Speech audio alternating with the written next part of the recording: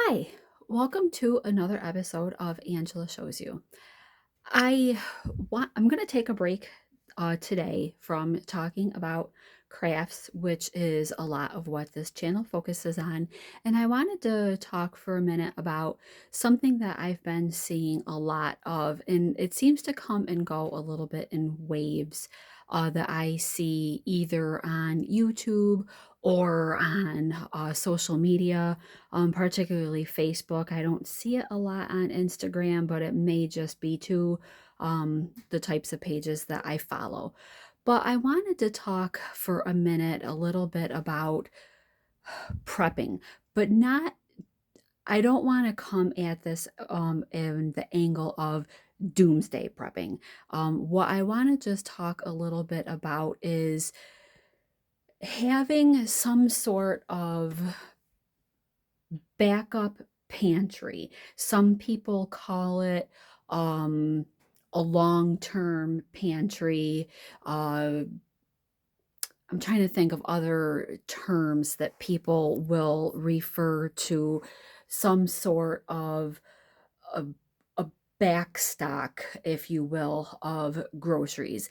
And I want to talk a little bit about maybe what you might want to consider having, reasons why you might want to consider making some sort of long-term slash backup pantry items that you would keep somewhere in your house.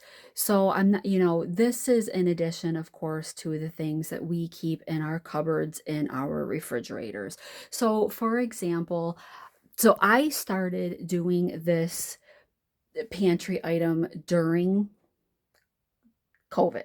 I started doing this when the stores were, remember, you would go grocery shopping and there would be limits. At least in my area, a lot of the stores, not even necessarily grocery stores, but Walmart and Target, and then of course Aldi's did it. I live in the Rochester, New York area, and so we have a grocer chain, Wegmans. I know Wegmans has started moving a little bit down south. There's some Wegmans in Pennsylvania and in Virginia. So a lot of the stores had limits on more of the popular items: pasta, sauce, peanut butter, of course, toilet paper. It seemed like everywhere toilet paper and paper towels had a limit. I even noticed that like at Costco. So when I would see things on at the stores, and I kind of went to multiple stores. Now I'm fortunate that the the area where I live, I've got the Wegmans is right up the street from me. Target is in the same plaza as Wegmans, and my Target has a grocery section. And then right across the street from there is Aldi's and Big Lots. And sometimes you can find pretty decent grocery items at Big Lots as well. And then Walmart is in the other direction down the street. And my Walmart is a grocery store as well. So my furnace is kicking on, so I'm hoping that it isn't too awfully loud. But I started making this backup pantry a little bit during that time so that if there was something that I needed or wanted to make, I might have those products on hand if I couldn't find them in the store. And then it actually kind of turned out to be a little bit of a good thing to have these sort of grocery products in a pantry, a long-term storage, because then, if you come up against some sort of other emergency in your family where maybe, money might get tight for a little while, be it a job loss, things are, I think things might be picking up a little bit now, but for a while jobs were a little bit uncertain also. And then, you might even want to consider doing something like this just to have in case of some sort of medical emergency. So my husband had cancer, and he was out of work for a little bit of time after he had surgery for the cancer. So, he was only getting the disability, and if you've ever had to collect a disability from your state, at least in New York, it doesn't really pay very well. It's not enough to pay the bills. So I think that having a backup pantry for emergencies is probably a better approach than having it for some sort of doomsday prep. Because I think, my personal opinion is, you're probably more likely to have some sort of financial crisis than, we're probably not going to see another lockdown again and other food shortages. I hope anyway. But so my suggestion to you would be, start slow. This took me a while to build. It took me probably a year. The other thing that you might consider shopping is the Amazon pantry. That's another really good way maybe to get a little bit of grocery shopping done. But I would say start slow. You don't need to spend a fortune. You don't need to go out and do your regular grocery shopping and then also buy everything that you are going to want in this long-term pantry. So my pantry item is also my laundry room. So I kind of have, a lot going on in here. But my husband put these shelves up. I just bought these right at Home Depot, and my husband put these shelves up, and, I've got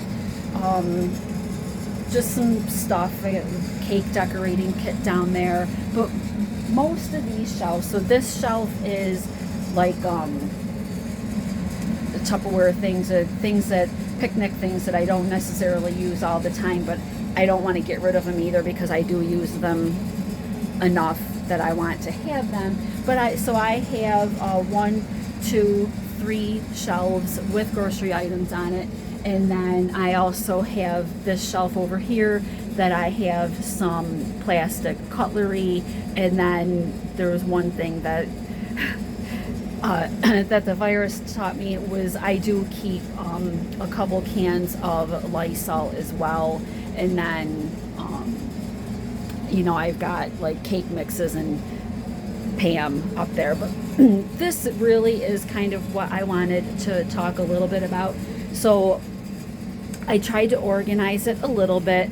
So like I've got pasta and sauces here. This helps me just kind of keep track of my inventory, if you will. And then like I keep pizza sauce and spices and stuff in here, and then I've got some treat type things. I've got evaporated milk. I got a couple of those in here. Some cake mixes. I think this might have been one that I bought I either got it at Walmart or Big Lots. But I've got like pesto sauce, so I got those in this bin here. And then I keep other mixes or spices in here. I had a whole bunch of salad dressings. I have used quite a bit of the salad dressings, and I haven't replaced them yet. But that'll be something that I'll work on as we get a little bit closer to the summertime. But I have bone broths and stocks for making soup and whatnot, and then I have cans of chicken, I think I also might have one can of like some sort of beef, or I got rid of it because it's not something that I tend to use, and I'll talk about that again in a second. And then a whole bunch of soup, and then I have canned veggies, and I have some cans of fruit as well. And then tuna, coconut milk, egg noodles,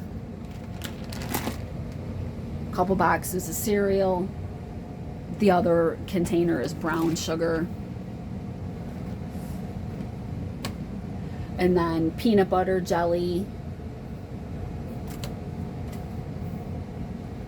mustard is up there, ketchup is up there, and then I also have like brown sugars, and then just like some other mixes. So what I wanted to say about, like, the cans of like the chicken breast, and I said that I had a can of like some sort of beef or meat that may have expired. I'm not sure because it's not here, so I might have got rid of it.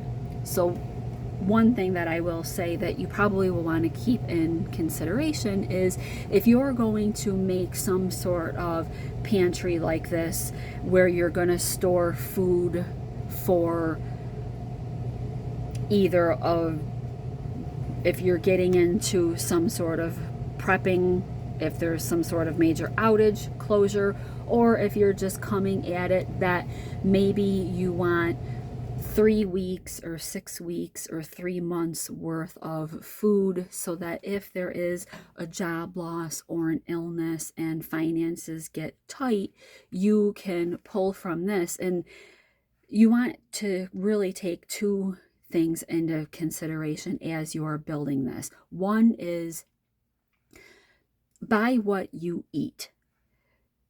Don't go shopping and buying a whole bunch of foods that your family doesn't eat, doesn't like, whatever, because that's just a waste of money. You're not going to do yourself any favor if you go out and you buy a whole bunch of beans or rice, or at one point I had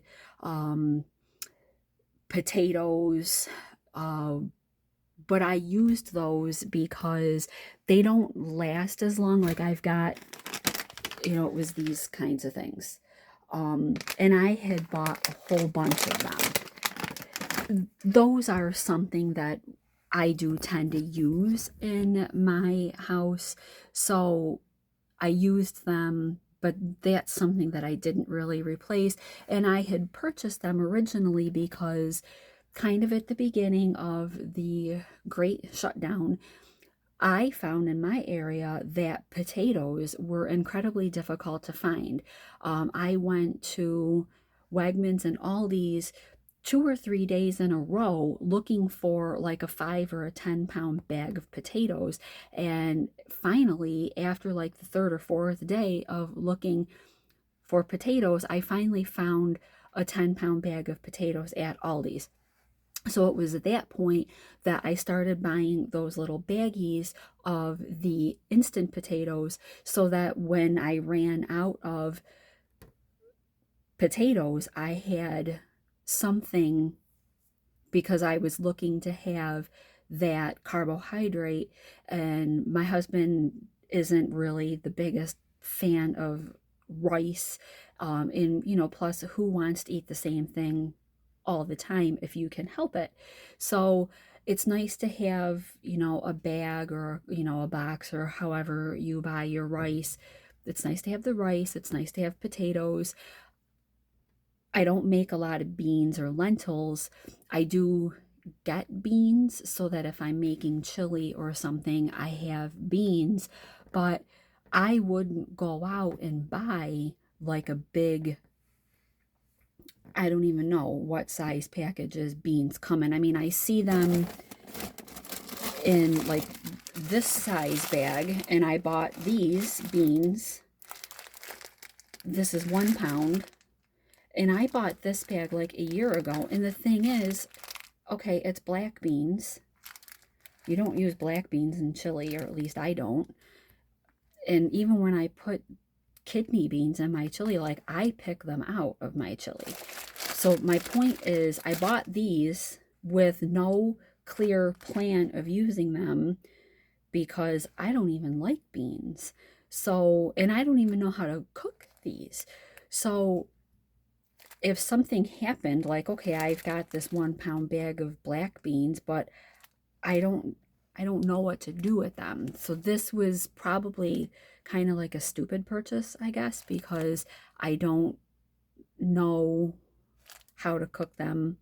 I I don't know how, like, I'm assuming that you soak them to rehydrate them, but I don't know how you cook them, how you season them, what I would put them in.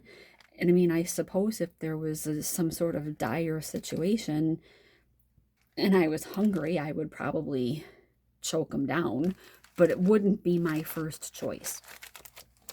So that's what I mean when I say buy what you eat, because if you're buying things just to buy them to have them, then I mean beans, I don't think that beans like that, they probably stay good for a long time. I mean, I've seen where they say rice and beans, like those are a kind of thing that if they're stored properly can last years.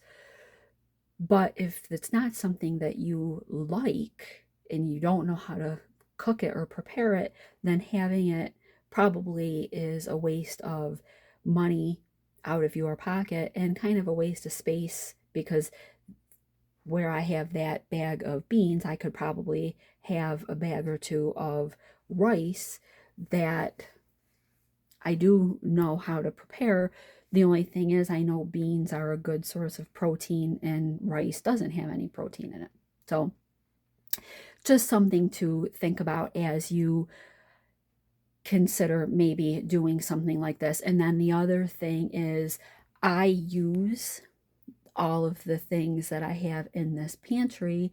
And then as I use it, the next time I go shopping, I will replenish it. But what you do want to just take into consideration is your use by dates. So like this can of soup has a date of 1/8/2023. Now this is a can of soup, so it's probably absolutely fine. The seal is fine on it. It's not broken.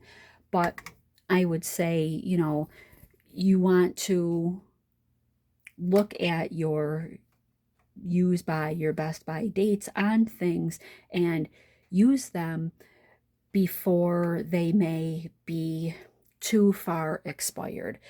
Now, I would definitely, I would open this and I would just kind of smell it, maybe dip my finger in the broth and taste it and see, what does it taste like? But canned goods, I know, generally they say a canned good will last a long time after the best by date, especially if it's stored properly. So this is the lower level of my house, so it stays pretty cool down here all year. It doesn't get real hot in here because it is like, this is just below ground level. So it's kind of like my basement, except I have a raised ranch, so it's not called a basement, but it's like I come in on, and then I come down the stairs to come in this room. So this room is below ground level. The window kind of looks out at the ground level. The window is kind of like, if you're outside, this window is like literally 3 inches off the ground. So the storage is what I'm getting at. This room is a consistent cool temperature. So I feel very comfortable leaving food in here and even eating it after the best by date because it hasn't been exposed to extreme heat. It hasn't been exposed either to extreme cold. So, as long as on a canned item, the seal is still good and the tab, is as long as it's still decent, I wouldn't hesitate at all to open this up and eat it. But the other thing that you want to consider is if you're going to build some sort of long-term pantry, use the products. So if you ever worked in a grocery store, I worked in a grocery store when I was younger, and in the grocery store world, they call it rotating the product. So what that means is you pull the older products forward. So when a grocery store gets a shipment in of anything perishable, so like let's say I do it all the time with my peanut butter, because peanut butter, not that it lasts long in my house anyway, but peanut butter can go rancid because of the oil. So I will pull forward my jars of peanut butter. So when I buy more, I'll put the new jar in the back and I'll pull forward the jars that I bought a month or 2 or 3 ago. I do the same thing like with jelly, with pasta sauce, especially like the jarred stuff. The if I'm buying salad dressing, I will make sure that I just bought this bottle like a week ago. But what I did before, when I had like 6 jars of salad dressing, is the newer jars I would put in the back and I would pull forward things that I just purchased. That way, so it's like first purchased, first out, so that you don't run the risk of having an item that ends up getting real old. If you kept buying things and only pulling right from the front, then everything that you bought a while ago just gets shoved towards the back, and then you run the risk of things going bad, especially things that do perish that aren't going to be real good 6 months or a year after their best by date. So I hope that this helps you a little bit, gives you, maybe a couple things to think about. Like I said, start small. Maybe you go grocery shopping and every week you pick up a can or two of soup. Maybe, if you're buying a can of peas or carrots, buy 2. Stick one in somewhere where you've got a little bit of extra space, and then you just start building that way. Maybe you buy 2 boxes of pasta instead of 1. You buy 2 jars of sauce instead of 1. That way you have that spare, that backup. And then before you know it, you have a week's worth of meals. So like what I did like with these egg noodles is I made sure when I got the egg noodles that we use the egg noodles to make like a tuna noodle casserole. So I bought a couple cans of cream of mushroom soup. I bought a couple extra cans of peas. I bought a couple extra cans of tuna fish. That way, on like 1 bag of egg noodles with the maybe 2 cans each of the tuna, the soup, and the veggies, that would give me 2 dinners. So like I kind of think ahead a little bit, if these might be the things that I might want, what would I need to make a complete meal? If I'm doing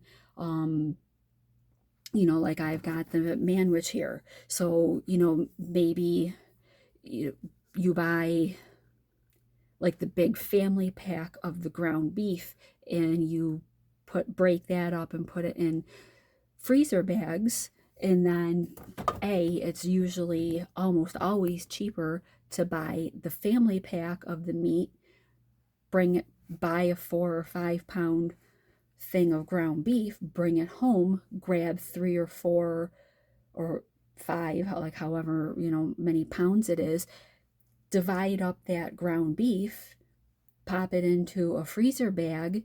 I flatten them out so that mine, they're nice thin little sleeves right in the freezer, stack them all on top of each other, and then I've got 4 or 5 bags of ground beef that I've got portioned out into 1.5 pound per baggie, the manwich, and then I can either go to the store and get like, hamburger rolls, or even if you needed to, you could, just do it on regular bread,